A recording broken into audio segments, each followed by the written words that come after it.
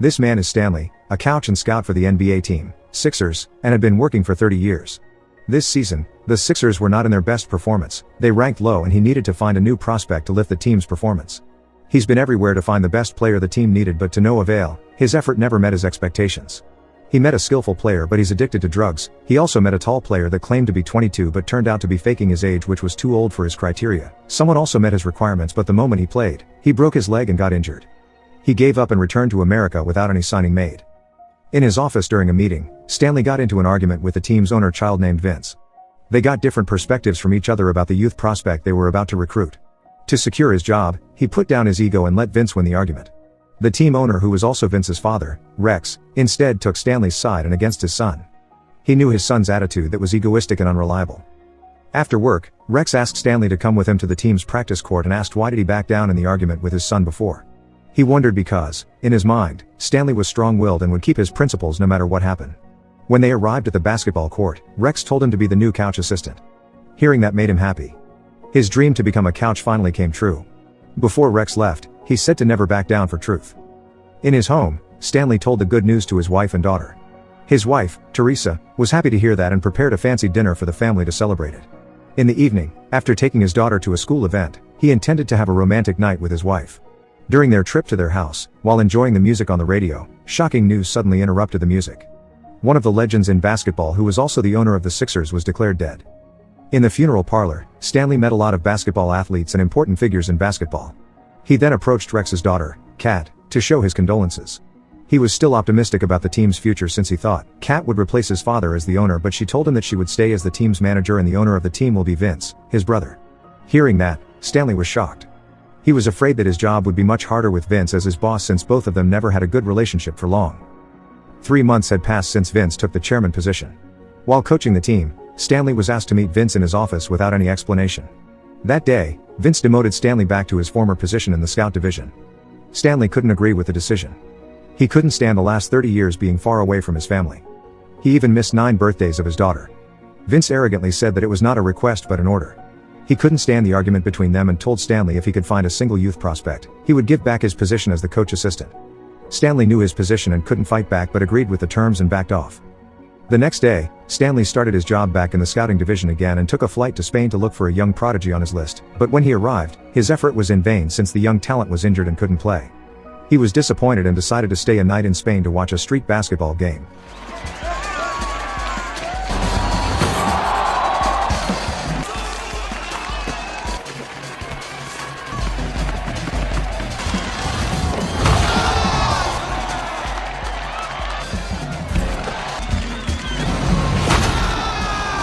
Yo lo cojo.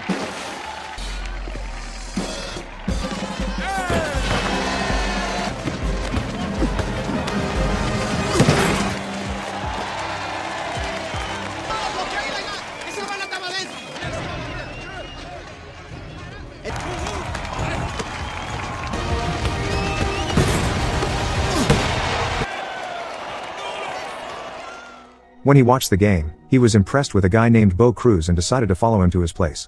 Cruz was mad at first and thought of Stanley as gay, but when explained, he finally let Stanley enter his house and introduced him to his mother and daughter. Cruz's life was concerning. He had divorced his wife and had to live with his mother and daughter since his father left them for another woman. He was the breadwinner of the family and had to play street basketball to win the bet and fulfill his family's needs. Stanley then told his intention to bring Cruz with him to join the Sixers, but Cruz refused the invitation since he had to work as a cleaning service the next day. Stanley then explained that a professional basketball player's minimum wage was $900,000. Hearing that, Cruz's mother told her son to take sick leave and together left for America. It was Cruz's family's first experience taking a flight, especially in business class. Cruz was so happy with the service. So happy he went to Stanley's seat just to tell him that the flight attendant gave him so many delicious foods. As they arrived at the airport, Stanley wondered why some officer took Cruz to the interrogation office. After waiting for a while, Cruz was finally released, thanks to Stanley's lawyer friend. From the interrogation, it was found that Cruz had a criminal record. He once beat someone and was reported to the police. Stanley was disappointed by Cruz's dishonesty. Stanley told him that everyone had that dark past that nobody wanted to tell to anyone, but the criminal records were different. Once recorded, that would never be erased for the rest of your life. The next day, Stanley invited Cruz to do some warm-ups on the Sixers court. The other players were betting on who could jump the highest. Cruz took his chance and jumped far higher than any other professional player, even without proper basketball shoes. That left the other players shocked. Sadly, when Stanley explained how talented Bo Cruz was, Vince once again rejected him without any clear reason. Vince intended to make Stanley's work more difficult just because of a personal matter between them and seemed like wanted to make him resign from his job. During the night, Stanley told Teresa about his problem. Since the team rejected Cruz, he intended to support his life with his own money. Hearing the plan, Teresa was pessimistic but didn't back off and kept supporting her husband. The next day, Stanley secretly registered Cruz for an NBA basketball player's first stage selection.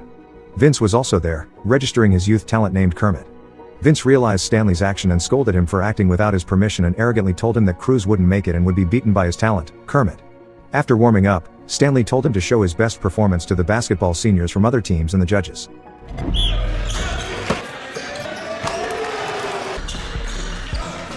That's it. Let's take a seat for a minute. No.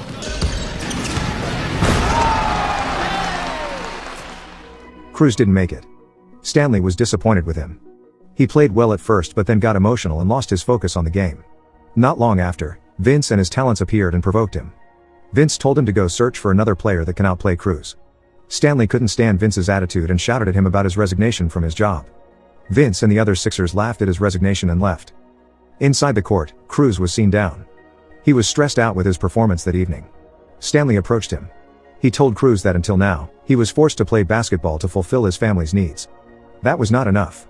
He asked Cruz whether he loved basketball or not. If not, he could leave for Spain at any moment and nobody will stop him. But if he do love basketball, it wouldn't also be enough. He also needed obsession.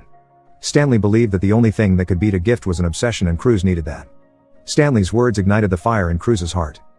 At the dawn, since it is impossible to enter the Sixers, Stanley intended to train Cruz on his own to make him a star player that every NBA team wanted to recruit. He trained Cruz to his limit. Let's go, move it, kid, yup. I like it, go, go, go. That's it, man. That's it. What are you doing? Don't stop. Oh, we're gonna be here a lot, bud. Keep going, come on. Tell you I'm gonna hit your heels, bro. Get this, Alan. Finish it. Oh, knees up. Go. I'm not tripping, just saying. I'm a Honda Civic, all rusty, and my head's much ride. I don't play around, trust me. Oh, run for me, let's go. Not taking it, so I'm about my business. Stanley didn't motivate him anymore. He knew that if he wanted to be the best, he had to motivate himself and fight for it. He trained hard for weeks and wished to get recruited by the Sixers until one evening. Stanley invited Cruz to dinner with his family while his friend from the Sixers called and told him that Cruz was banned from any NBA player selection. Turned out, during a talk show, Vince discovered Cruz's criminal record to the public and also told that he had fired Stanley from the Sixers management. Cruz accidentally watched the talk show and went away. Stanley then followed him and tried to apologize, but no matter how hard he tried, Cruz was disappointed.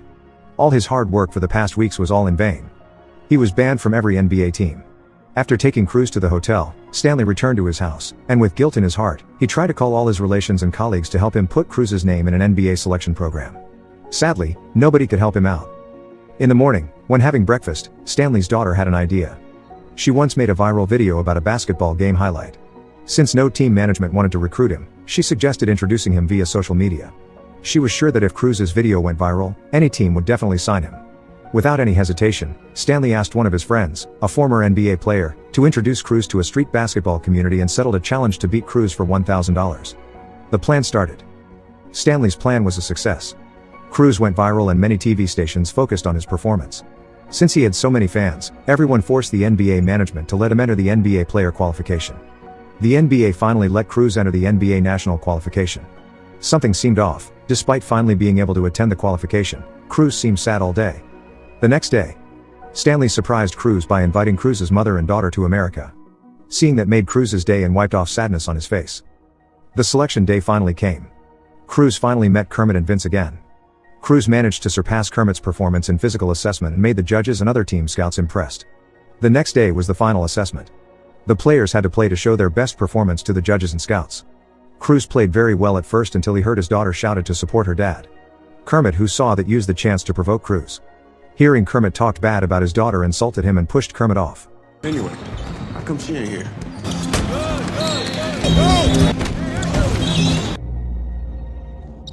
Since that day, many TV stations showed bad news about Cruz. Stanley was finally given up. The next morning, Stanley took Cruz to the airport to catch his flight back home. Cruz said sorry to disappoint him and thanked him for all he had done to him. Stanley seemed hard to let him go and Cruz felt the same. When Stanley was about to exit the airport, suddenly one of his friends from the Sixers called him. He said that he had secretly listed Cruz on one of the closed qualifications for NBA players and was sure that many famous team scouts would be there to see some hidden talents to recruit. Stanley rushed to find Cruz to stop him from his flight.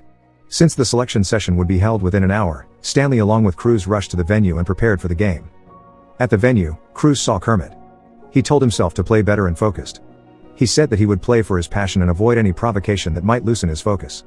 Seeing Cruz's performance made the scouts impressed. Since the qualification was not as strict as the previous one, other scouts could assess the player more objectively. While attending the venue, Stanley saw Kat. She said that she had taken the chairman position from his brother. She said that since his brother took the job, he never did any good signings and worsened the team's performance. Kat also asked Stanley to be the Sixers coach assistant again, just like what her father willed. 5 months later, in a game between the Sixers and the Celtics, Stanley was seen entering the court with the other coaches. Before the game started, Stanley approached Cruz and greeted him. Turned out Cruz played for the opposing team, the Celtics. After the player selection 5 months ago, many teams tried to sign him. And Cruz decided to sign for the Celtics. Even though Cruz wasn't played for his team, Stanley was glad to see his protege finally become an NBA star, just like what he wanted.